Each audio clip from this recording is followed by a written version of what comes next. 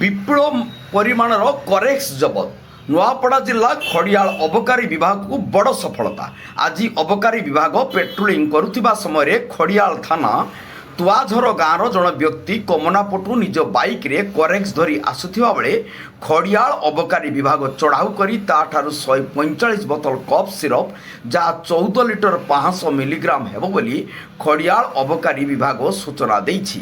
एही चढ़ाऊ रे खड़ियाल अबकारी अधिकारी अलेक पुटेल संघमित्रा प्रधान उपस्थित थिले। एने खड़ियाल अबकारी विभाग 209/25-26 रे एक मामला रुजु हेबा सहित अभियुक्त को कोर्ट चालाण करा जाइछि। नुआपड़ा जिल्लारू परमेश्वर मेहरन को रिपोर्ट जनता एक्सप्रेस।